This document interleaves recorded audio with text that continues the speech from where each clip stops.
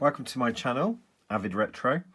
I'm going to just show you what I bought for £10 and it was sold, it's not working. I bought this in the UK off of eBay and I only bought it so I could get my hands on what was, in my mind, quite a rare cable. Now I don't know if they're as rare as they used to be, but these USB connectors on these cables, they're proprietary and I needed one of these so I could use my lesser Sony music players. So I've got a couple of smaller models like this, like purple ones, and I just thought, okay, at that price I'll put an offer in. I think it was maybe for sale for 15 and I got sort of £5 knocked off. And I thought, okay, I just need it for the cable, and I'll see what the state of the actual player that's supposed to not work is, and that's why I went for it. So stay with me, and I will explain what I found. An A-track player. This is the bigger one, and it's a NW-A3000, and it has 20 gigabytes of memory. So the 20 gigabytes of memory in this particular player is hard disk based. So it's a proper spinning hard disk in there, and you can hear it well as you power it on. Just checking the box to see what else we've got. This came with it, but it looks like it's another device. Actually, now I've looked at it, you know what? That's a Apple port, isn't it? That's an iPod. Have I got a old Apple phone somewhere I can test that? I might have actually.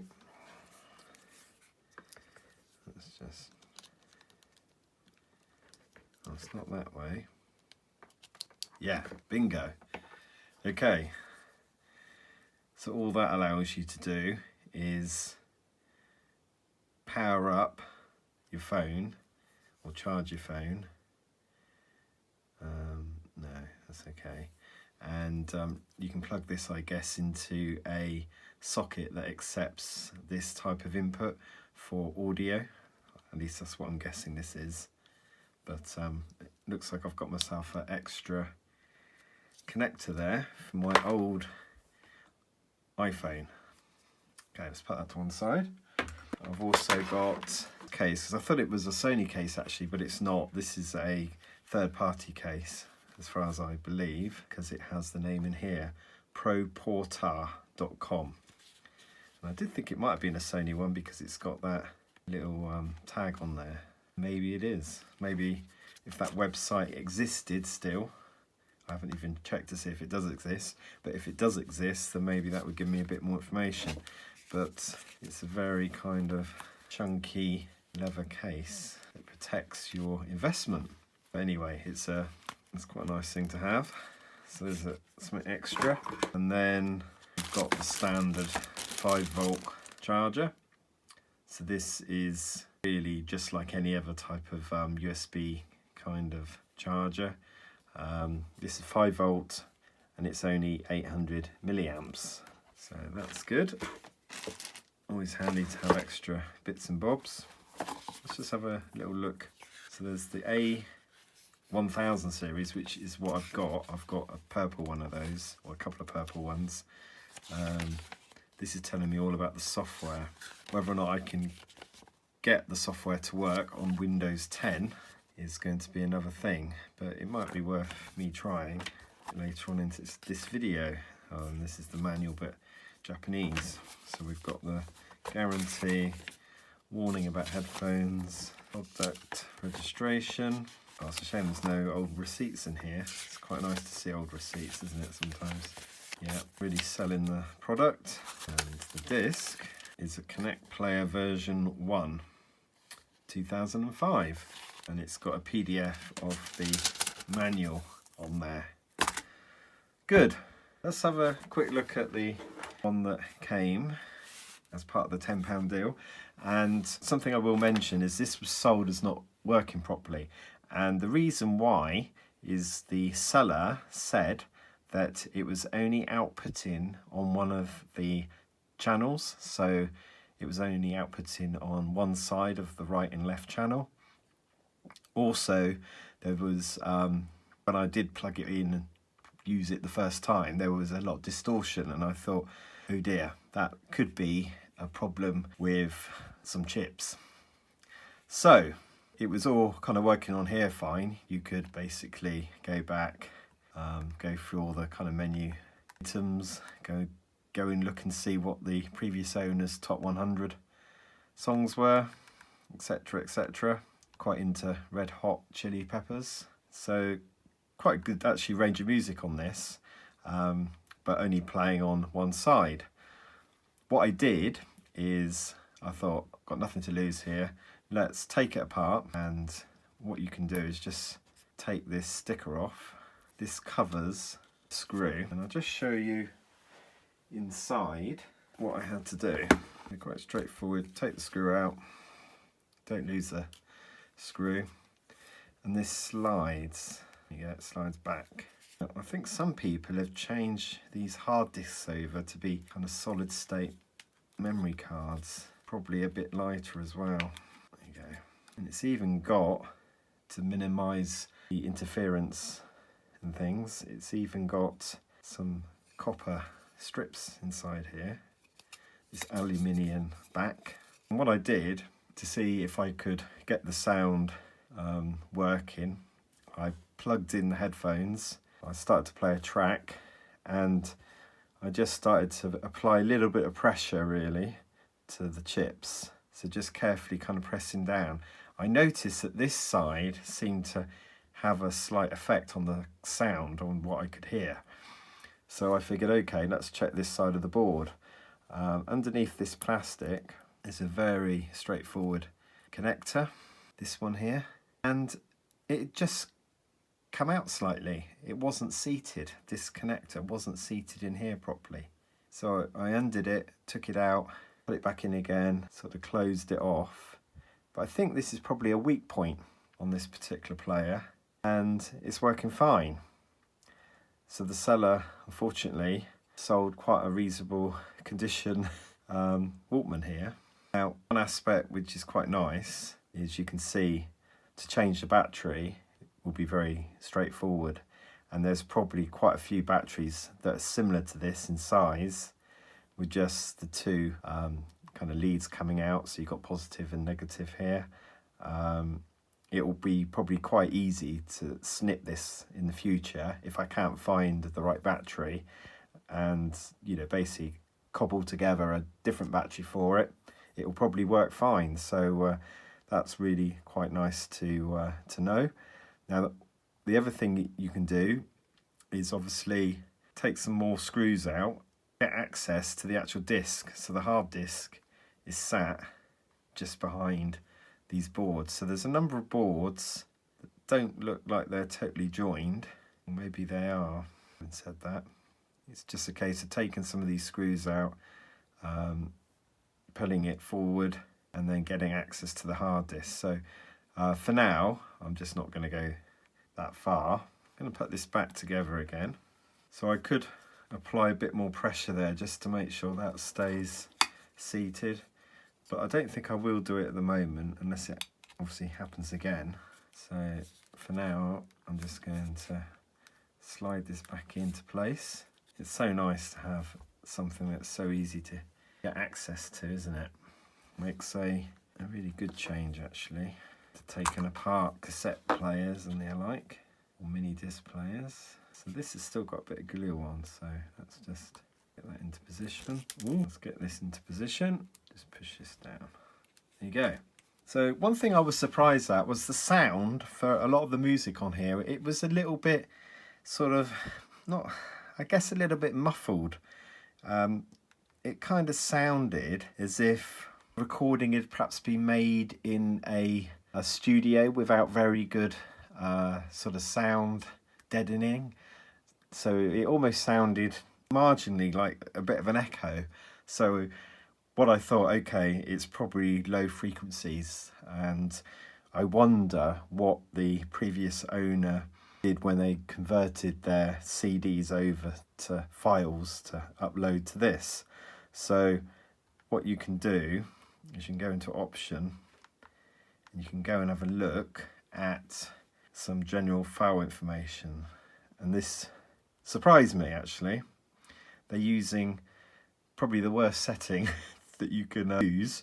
They're using the A-Track 64 kilobits per second setting. So this is a part of the A-Track 3 Plus that this device supports. And 64 kilobytes per second, although it was kind of touted by Sony as being the equivalent to, you know, a 128 kilobit per second MP3 file, it was definitely not as good as that. It was marginally below that. So if you're traveling on a train or noisy public transport, maybe you haven't got great headphones, then it would have been a good way to have got a lot of tracks onto the device. So, you know, not a bad way to fill the device up with loads and loads of music, have it all at that setting. You know, you're going to get quite a lot of files on there. But for someone who, you know, enjoys listening to music, you'd want to, you know, up the bit rate, I would say. So I've not tried upping it myself, but if I was probably using Sony's own A-Track encoding, then I would have gone for maybe 128 actually. And I know that when I was making my own MP3 files up, the minimum that I was kind of settling for was around 192 kilobits per second. So they're the kind of ballpark settings for basic sort of files. And they're the ones that I would have, you know, perhaps been happy using. So I was quite surprised really to find those tracks on here. And I've sort of went through, so I went all the way through, and it does seem like all of them have been encoded using that particular A-Track. When I say that, almost all of them, I've found a couple of albums where they are recorded differently. So if I can go through, I can't remember, better play that and then, yeah, no, that's okay. Yeah, here's one. So this is variable bitrate, VBR, 120 kilobits per second. So that sounds okay. That's better than all the other ones that are recorded using the 64 kilobits per second.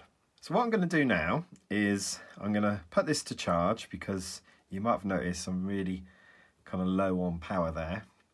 And I'm going to have a look at trying to get this player to work on Windows 10 with the install disk. I probably won't even get as far as installing it, but we'll see. So I've got the Connect software.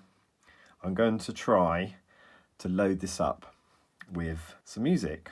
And the other thing I want to do is just see how much of the 20 gigabytes all these albums are occupying.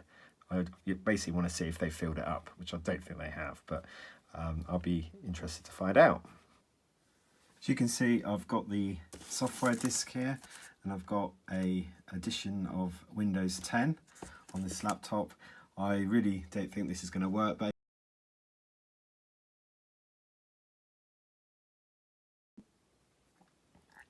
after a little bit more time, couldn't get it to get any further. Got past obviously the install errors, but I think just because it has to go online to do its stuff, that's obviously failing. So I'm going to have a go at loading Sonic Stage 4.3, and to do that I've gone to the archive.org website, and I'm just going to select the standard version. It's not very big, about 95 megabytes, an ISO file, so I might need to extract that to run it. Can't be any worse, surely.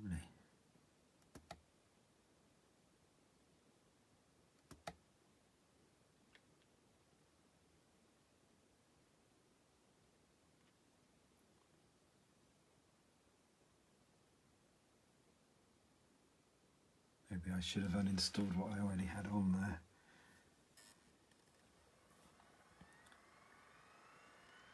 That's deciding to fire up the disk drive. I'm just going to take that CD out.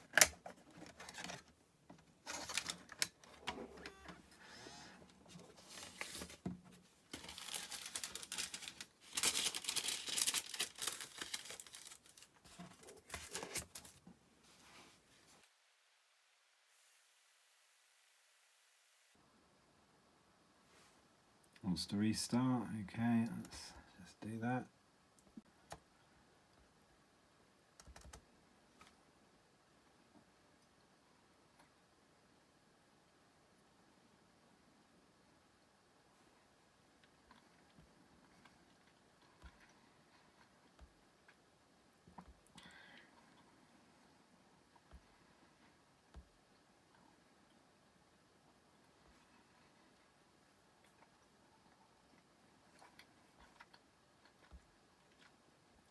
I'll remember this.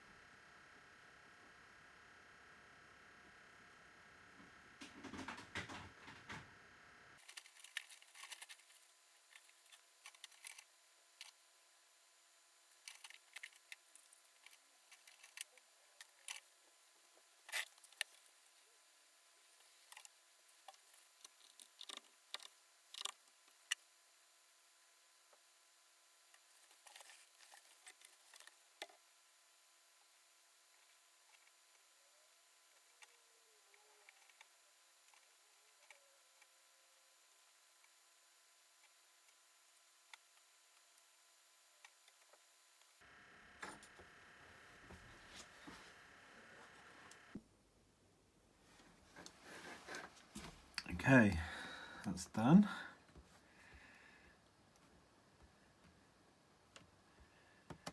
It's now in my library.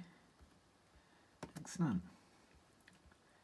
So I'm going to transfer. Can I just right click? Transfer to a track audio device. Okay, that's good. But I just want to see if I can look at this device, see what's on it.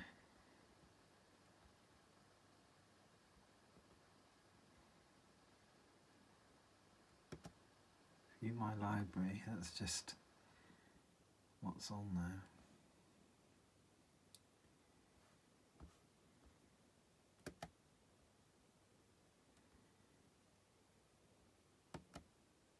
Ah, okay. Now it's coming back. So this is what is on this device. And I wonder, yeah, look. Just as I suspected. Can you see that there? So someone had recorded this in basically the worst setting possible for the majority of these albums, and they've still got 15 gigabytes free of a 20 gigabyte player. So to me it sounds like they just went with the default settings inside of the software and then just stuck with it, which is a shame. Because I don't know, can you pull these? I suppose you can take these back off, but they're not going to be in very good quality. Oh, what a shame. Okay, let's try the final test, and that is to move this over to here, and I think that'll be a reasonable test of the actual player then. Sonically anyway, I'll see how it sounds.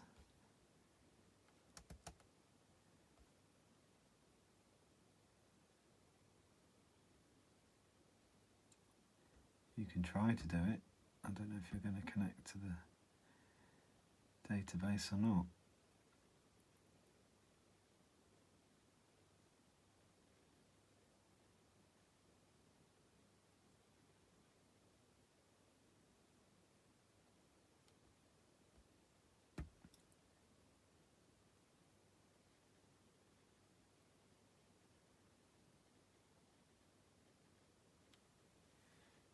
hear it.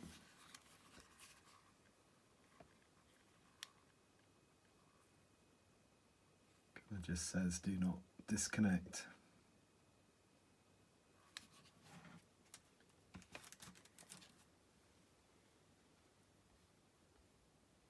It hasn't told me when it's done it, but I think it has. Let's just scroll down. Yep, installment.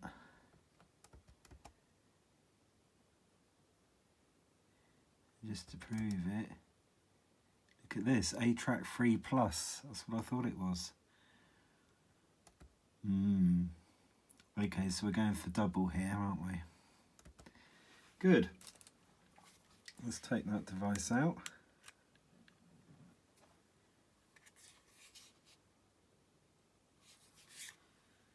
Grab some headphones.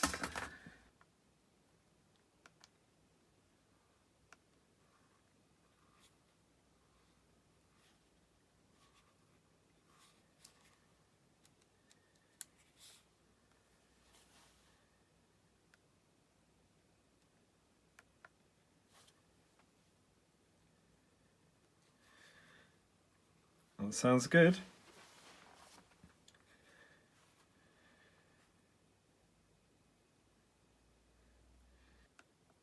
So it might be good for a little bit longer using something like this.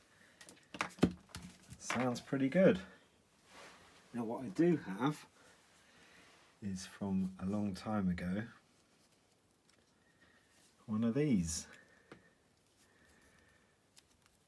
Now I didn't have Sonic Stage on my main PC when I was mucking about with this, but this does have some music on, and what's really nice, although it's only 1 GB, what is really nice is the controls on this. So you've got a hold, but in that position there, but you can still adjust the sound volume, and then you can go through tracks like this, and then albums going like this. You see? So there's only one kind of album on there, but I'm definitely going to connect this to Sonic Stage and try sorting it out, so at least I've got some decent lettering in there. I hope that's been fairly useful. You can see the version I downloaded off of the internet. It was 4.3. Okay, so it's 4.3.01.14050. Didn't take the previous really old version of Connect off. I just installed this on top. And what's nice is it's running on a version of Windows. So it's Windows 10. It's running 10.0.19045. And it ain't gonna go any higher than that because it's a 3rd generation chip. It's an i7 3rd generation. It's a bit long in the tooth, this laptop, but good enough for music, that's for sure. Well, thank you for watching this video. Please can you like and subscribe, and I will do some more videos in the future. Bye for now.